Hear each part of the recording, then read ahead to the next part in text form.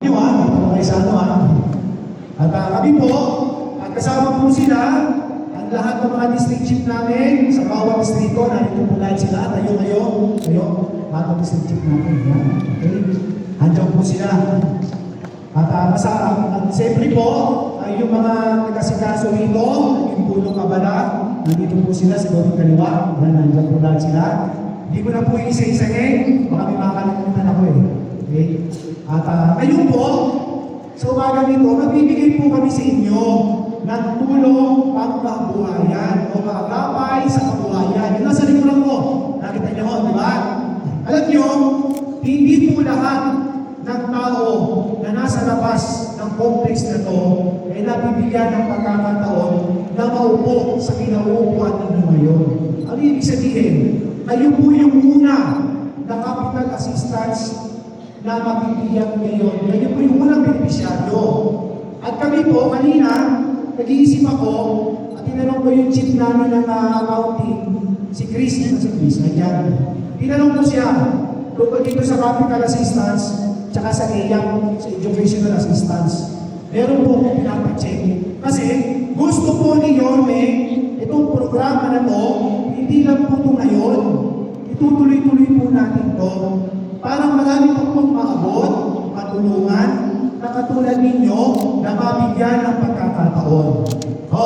Kaya sana kami, nakikiusap po sa inyo na itong ibibigay sa inyo, hindi po siya ganun malaki, hindi naman po siya ganun maliit, kahit pa paano po makatutulong sa inyo at mga pagtatawid ng konting kabuhayan o pagkakakitaan ninyo. Ang sa amin po sana, sinupin ninyo. Sinupin ninyo, mahalin ninyo, at gamitin ninyo sa tama para mapanabuhan ninyo. At huwag po kayong mag-alala, ang yung mga district office naman namin, tutulong sa inyo yan, nakamonitor sa inyo yan, at kung magiging maayos naman, at tagumpay, kung ginagawa ng konting pagkakakitaan, baka sa susunod, malay ninyo, kwalipikado ulit kayo. At huwag po kayong mag-alala. Kami po sa Manila Department of Social Welfare, gagawin po namin ang lahat na magagawa namin para maabot po yung kasulong-sulungan ng lahat ng barangay dito sa lungsod ng Maynila at may parating namin sa inyo yung servisyo namin. Alam ko, hindi naman lahat dito nakakaalam pa ng servisyo ng Manila Department of Social Welfare. Yan po malalaman ninyo sa mga district office ninyo. Nakikita niyo ba yung nasa gawing kaliwa ko? Narito. Ito yung Manila Manpower Development Center. Diyan po kung saan hinahasa, binibigyan ng pagkakataon na upugin yung kakayahan nila sa partikular na kurso o kaalaman na gusto nila. Barista, hair cutting, massage therapy, daycare. At mamaya po, dahil yung iba rito nakapagtapos na at kasama sila rito, gusto ni Yorme, bukod sa 5,000, meron kayong starter kit. Okay? Yung starter kit sa harapan ninyo, gagamitin niyo po yan para mapagsimula kayo. Para po sa inyo yan, Pagpalasakitan ninyo, At yan po, paulit-ulit natin gagawin pagka meron po tayong capital assistance at merong NMDC na kabahagi sa programa nito. Kahapon na, kausap ko si Secretary Nico Benitez ng TESDA. Naipitahan po ako at nailangan ko yung mga programa para sa NMDC sa inyo at sa Boys Town. At sumagot po sa atin, susuportahan tayo at ibibigay lahat yung kailangan natin. Kaya standby lang kayo, NMDC. Marami tayong gagawin na mga tulong sa inyo at iba pang mga kurso na pwede yung pakinabangan. Okay? At kayo naman po narin dito sa ibang distrito. District 1, 2, 3, 4, 5, 6. Pwede po kayo dito, Pwede po kayo sa Manpower. Kwalipikado po kayo dito. Punta lang kayo sa may Kayuman, Maculaga Street, TESDA. Kung saan po nandun din yung district office namin. Pwede po kayo doon. Pwede po kayo, na mag-enroll para matuloy kayo na katulad nila. Mula District 1 hanggang Baseco. Kasi mga taga-Baseco. Baseco. Yun. O, pwede kayo dito, Baseco, Lalo na po yung mga kababayan natin na gusto matuto sa mundo at sa ibang distrito. Okay? Kaya natin si Yorme. Enjoy lang kayo dyan, upo lang kayo, malating naman. Maya-maya, makakain ulit tayo. Bilang ipapakiusap ko sa inyo, tandaan ninyo, hindi lahat ng tao sa labas ng complex na to nakaupo sa kinauupuan ninyo. Kaya pahalagahan niya. Muli po, sa ngalan po ni Yorme Moreno ng Manila Department of Social Welfare, magandang umaga po sa inyong lahat at maraming salamat.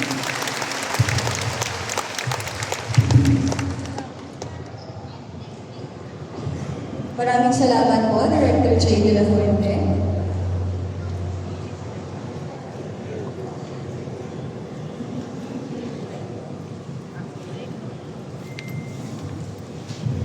Tuga ko lang po yung sinabi ng aming boss. Napakasipag po ng aming boss, J.D. na Puente. Napapasabay po kami. Kaya po, yung po yung mga hinahagis ng Luzon ng Maynila sa pamumuno ni Yorme, pahalagaan po natin. Yung lamang po, sana po, hindi natin ibang ang riban o anuman. Gamitin natin sa puno ng natin. At dito po si Ma'am Shirley Ann Gadi. Ma'am, few words.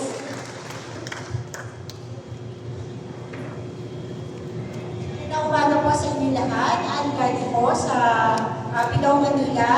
Kami po ay nagpapasalamat dahil kami po ay napunta dito. At the same time po, sa Manila po talaga, very inclusive na po ang ating mga PWDs. For your information po, out of 1,020, nasa 281 PWDs po ang kasama po dito sa araw nito. So, magparaming magandang umaga po sa inyo lahat at welcome po kayo sa ating opisina po sa Pidao, Manila sa City. Thank you po. Ayan, ang kayo naman po para po sa ating mga beneficiaries, ma'am.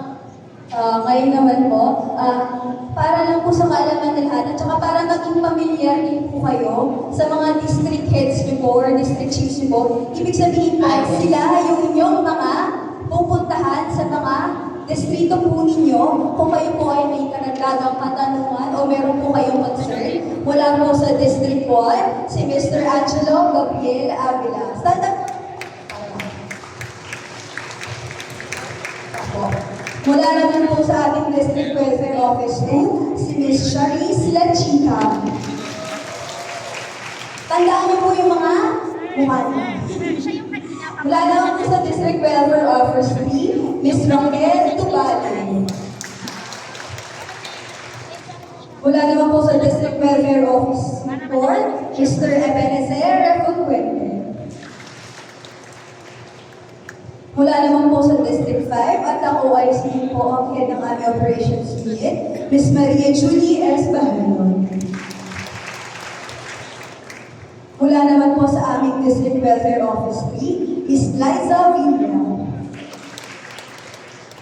At mula naman po sa aming Pasayco Satellite Office, Ms. Maria Aiza Mendoza. And also, ma'am, acknowledge ko na rin po yung ating punong abala sa ating programa ito.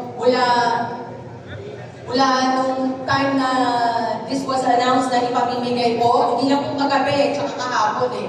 Kasi may mga meeting pa po tayo before po ito naganap eh. At dito po ang ating minamahal na si Ma'am Lindsay Javier. Siyempre po, kapartner nyo niya ang ating focal person, ang ating CAP sa ating livelihood, si Ma'am Kay Javier. Ayan. Together with our focal person, ang ating mga district offices, ang ating capital assistance. Sa District 1 po, si Miss Ana Patricia Dizon. Palakpakan po natin.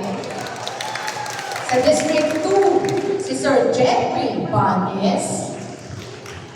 District 3, si Sir Mark Abaya. District 4, Miss Giselle Lebria. District 5, si Ma'am Maria Nicos Makalinaw. District 6, si Miss Marian Rivas. Paseco, si Sir Don Ramon Salas. At ang ating Manila Manpower Development Center ay si Sir John Mar Martinez. Also, we would like to acknowledge, ma'am, ang ating mga kasama today from our Pagpusa Plans. Siyempre, ang ating mga taga-disaster team. Asa po kayo?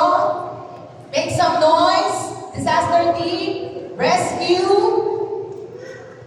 Yung ating focal person po ng ating PWD. Solo parent, nandiyan po ba kayo? mula naman po sa ating Plans and Program Development Office. Ang focal po ng ating mga solo parent, kung kilala niyo po siya dahil mga nag-avail po din nakaraan, is Rofelia Matienzo. Siyempre po, magpapasalamat po din kami sa aming CGSO. Siyempre po, sila po yung kasama ni Ma'am Lindsay na nag-prepare nito. Siyempre, ang plans and program, yan po yung kay Ma'am Lindsay at ang ating, mamaya po yung ceremonial po natin na awarding yung ating mga participants. Asa po ang mga taga Manila Manpower Development Program? Make some noise! Yan.